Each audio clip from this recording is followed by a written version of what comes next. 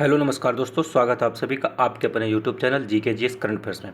दोस्तों 6 अप्रैल 2024 दैनिक समसामयिक की सभी प्रति की परीक्षाओं को नस्तेनाबूद करने के लिए दोस्तों आज का मोटिवेशनल कोड है, वैसे तो मेरी कोई खास वजह नहीं है, वैसे तो मेरी कोई खास वजह नहीं है कामयाब होने की, बस दिल में एक जिद लिए बैठे हैं तकदीर को उसकी याद दिलाने की, यानी तकदीर को उसकी औकात याद दिलाने की।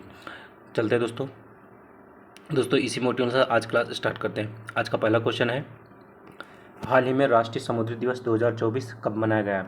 तो जो राष्ट्रीय समुद्री दिवस है 2024 वो 5 अप्रैल को मनाया गया। दोस्तों जो समुद्री दिवस है वो कब मनाया जाता है? तो 5 अप्रैल को हर साल राष्ट्रीय समुद्री दिवस 5 अप्रैल को मनाया जाता है। नेक्स्ट दोस्तों इसके बाद आगे चलते हैं, यहाँ पे कुछ फैक्ट जानते हैं दोस्तों।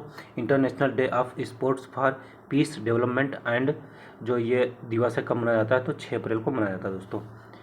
इसके बाद दोस्तों वर्ल्ड हेल्थ डे जो विश्व स्वास्थ्य दिवस है वो कब मनाया जाता है? तो 7 अप्रैल को वर्ल्ड हेल्थ डे मनाया जाता है। इसके बाद जलियांवाला बाग जो नरसंहार हुआ था दोस्तों, जलियांवाला बाग वो कब हुआ था? 13 अप्रैल को हुआ था। इसके बाद वर्ल्ड हीमोफीलिया दिवस जो वर्ल्ड हीमोफीलिया दिवस है वो कब मनाया गया? वो 17 अप्रैल को मनाया गया। नेक्स्ट इसके बाद है world heritage day. World heritage day कब मनाया गया? तो ये 18 अप्रैल को वर्ल्ड हेरिटेज डे मनाया जाता है। इसके बाद नेशनल सिविल सर्विस डे ये कब मनाया जाता है? तो 21 अप्रैल को नेशनल सिविल सर्विस डे है वो 21 अप्रैल को मनाया जाता है। नेक्स्ट इसके बाद दोस्तों आगे चलते हैं, इंटरनेशनल अर्थ डे जो इंटरनेशनल अर्थ डे वो कब मनाया जाता है? तो 22 अप्रैल को इंटरनेशनल अर्थ डे मनाया जाता है। नेक्स्ट है world book and copyright day कब मनाया जाता है? तो 23 अप्रैल को world book and copyright day जो है वो 23 अप्रैल को मनाया जाता है। इसका वर्ल्ड जो मलेरिया दिवस है वो कब मनाया जाता है?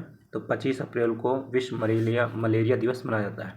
नेक्स्ट इसके बाद आगे चलते हैं दोस्तों, क्वेश्चन नंबर 2 है, हाल ही में 19वीं SCO सुरक्षा परिषद की बैठक किसकी अध्यक्षता में हुई? तो ये कजाकिस्तान की अध्यक्षता में हुई।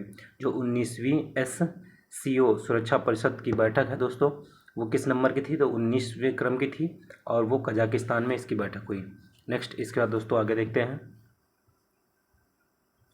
G20 2024 में इसका होस्ट कौन था?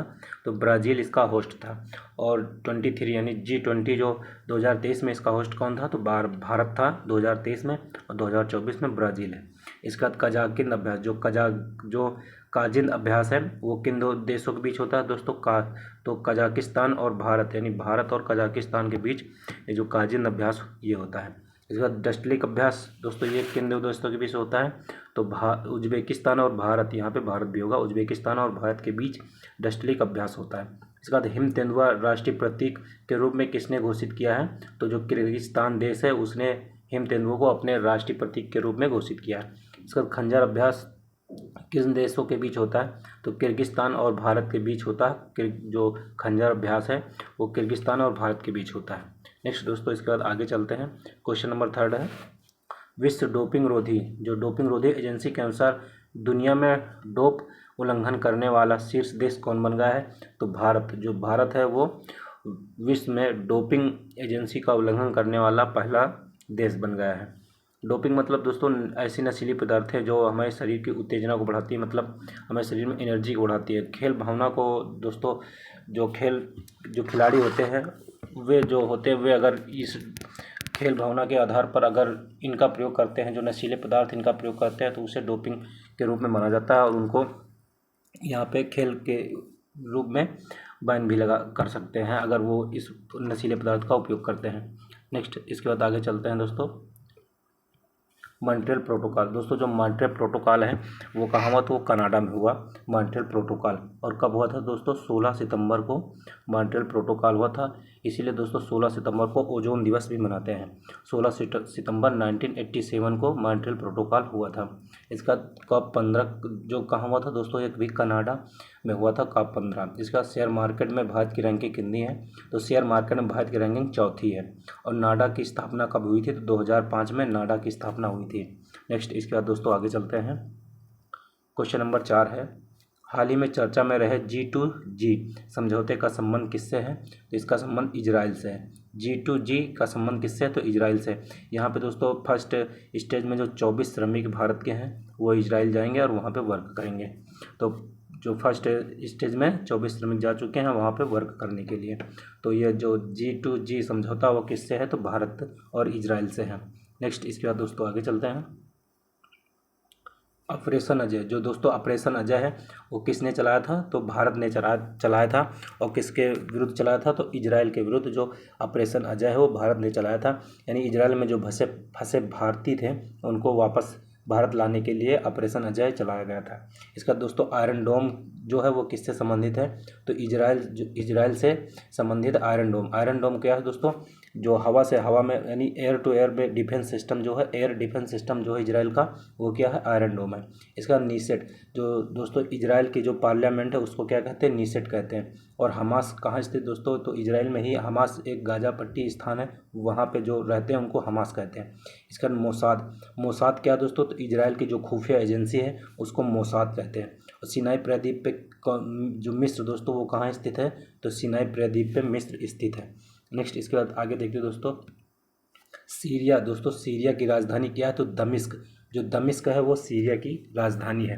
नेक्स्ट इसके बाद आगे चलते हैं दोस्तों। लेबनान, दोस्तों जो लेबनान की राजधानी है वो बेरूत, लेबनान की राजधानी क्या है, बेरूत। इसका जार्डन की राजधानी क्या है, तो अम्मान, जो जार्डन की राजधानी उसी को क्या कहते हैं, अम्मान। मिस्र की राजधानी क्या, काहिरा या कैरो, मिस्र की राजधानी दोस्तों काहिरा कहते हैं या कैरो भी कहते हैं। नेक्स्ट इसके बाद आगे चलते हैं दोस्तों। क्वेश्चन नंबर 5 है, हाल ही में दुनिया का सबसे शक्तिशाली लैंडर ELINP कहाँ लॉन्च हुआ है, दोस्तों ये रोमानिया में लॉन्च हुआ है। ये दुनिया का सबसे शक्तिशाली लैंडर है और इसका नाम क्या है, ELINP, और ये कहाँ हुआ, तो रोमानिया में हुआ दोस्तों। इसका नेक्स्ट आगे चलते हैं। इसका दोस्तों निसार का संबंध किससे है दोस्तों, तो नासा और इसरो से को मिलाकर क्या बना, निसार। यानी नासा कहाँ का दोस्तों, तो अमेरिका का स्पेस एजेंसी है और इसरो जो है वो इंडिया का स्पेस एजेंसी है। इन दोनों ने इस निसार का निर्माण किया है।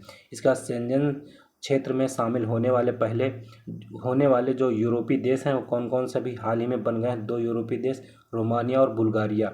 ये जो 2 देश हैं दोस्तों, रोमानिया और बुल्गारिया, ये भी हाल ही में शेंजन क्षेत्र में शामिल होने वाले यूरोपीय देश बन गए हैं। इसका लीगो वेधशाला कहाँ स्थित दोस्तों, तो हिंगोली जो महाराष्ट्र में पड़ता है वहाँ पे लीगो वेधशाला स्थित है।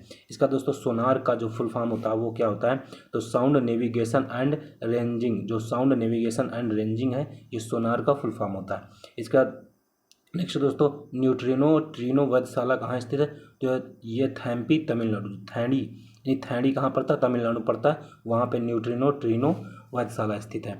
नेक्स्ट इसके बाद आगे चलते हैं दोस्तों।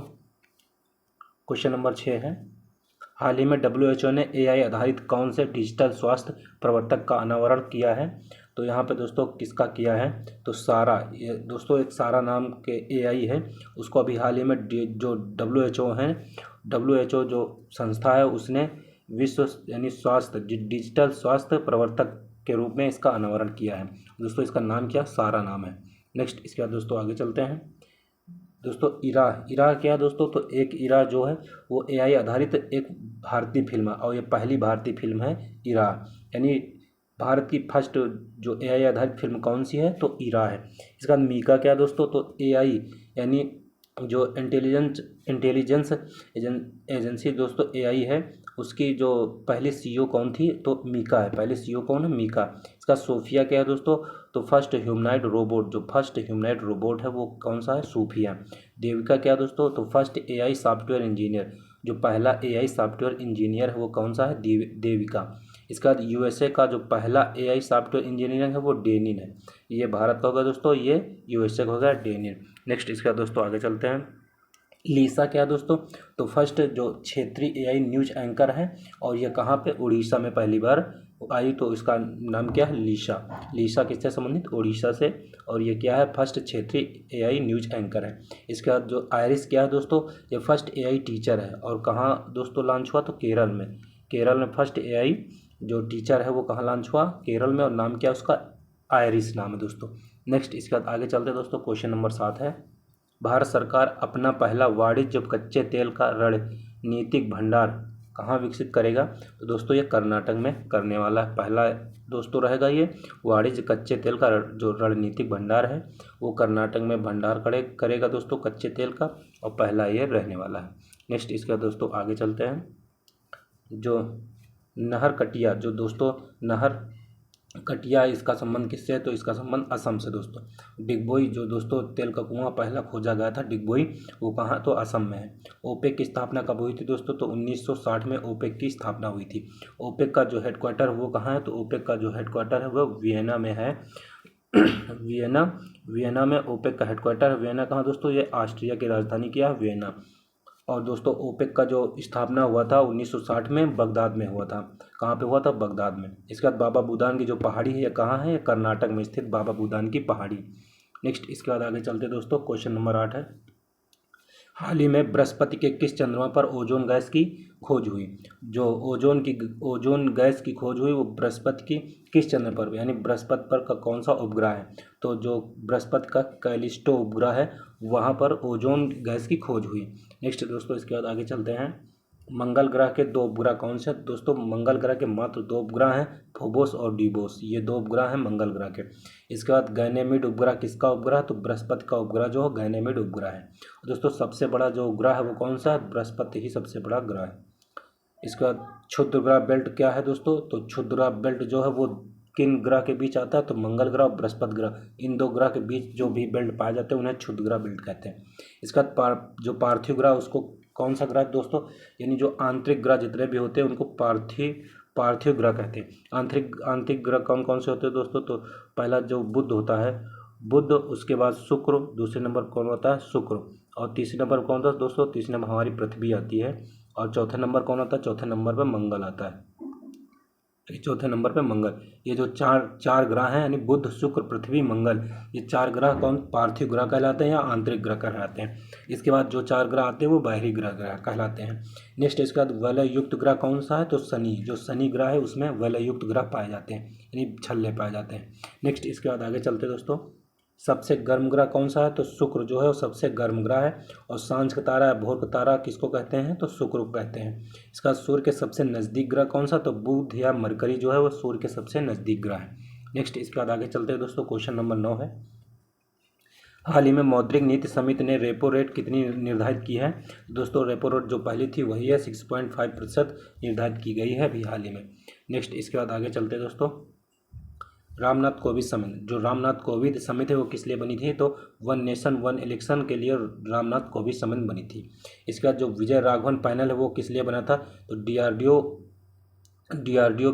के लिए जो दोस्तों विजय राघवन पैनल बनाया गया था। इसका शिवरमन समिति जो है नाबार्ड के लिए शिवरमन समिति बनाई गई थी।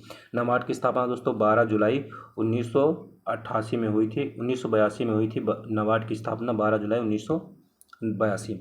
इसका दोस्तों यंग हिल्टन आयोग जो है उसकी ये किस लिए बना था? आरबीआई की स्थापना के लिए यंग हिल्टन आयोग बना था। इसका नरसिम्हन समिति का किसके लिए बना था दोस्तों? तो बैंकिंग रिफॉर्म जो है उसके लिए जो नरसिम्हन समिति है वो बैंकिंग रिफॉर्म के लिए बना था। नेक्स्ट दोस्तों इसके बाद चलते हैं आगे, क्वेश्चन नंबर 10 देखते हैं दोस्तों। हाल ही में फोर्ब्स की 38वीं विश्व अरबपतियों की सूची में टॉप 10 में शामिल होने वाले एकमात्र भारतीय कौन है? तो मुकेश अंबानी बन गए हैं एकमात्र भारतीय जो 9वें नंबर पर आते हैं, यानी विश्व में जो 10 जो टॉप 10 हैं उसमें 9वें नंबर पर मुकेश अंबानी आते हैं, भारत में पहले नंबर पे आते हैं। तो टॉप 10 में शामिल होने वाले एकमात्र भारतीय कौन बन गए? तो मुकेश अंबानी बन गए। नेक्स्ट इसके बाद आगे चलते हैं दोस्तों, इंडेक्स देखते हैं दोस्तों। यहाँ पे जो 126वां रैंक है वो किस में? तो हैप्पीनेस इंडेक्स में भारत की 126वीं रैंक है। 127वीं जो रैंक है वो जेंडर गैप इंडेक्स में भारत की 127वीं रैंक है। और 134वीं रैंक है वो HDI में ह्यूमन डेवलपमेंट इंडेक्स में भारत की 134वीं रैंक है। 108वीं रैंक जो है जेंडर इनइक्वलिटी में 108वीं रैंक है भारत की। नेक्स्ट दोस्तों इसके बाद देखते हैं, भारत के शतरंज खिलाड़ी अर्जुन एरिगैसी को पहली बार फीडे रैंकिंग में मिला 9वां स्थान। जो भारत के जो शतरंज खिलाड़ी हैं अर्जुन एरिगैसी, इनको फीडे रैंकिंग में पहली बार 9वां स्थान मिला है। बस दोस्तों इस वीडियो में इतना ही। आई होप दोस्तों आप सभी को वीडियो पसंद आई। दोस्तों अभी तक आपने वीडियो को लाइक ना किया हो तो वीडियो को लाइक कर दें और चैनल को दोस्तों सब्सक्राइब कर दें। और दोस्तों वीडियो को अपने दोस्तों के साथ भी शेयर करें। मिलते हैं नेक्स्ट वीडियो में। जय हिंद दोस्तों।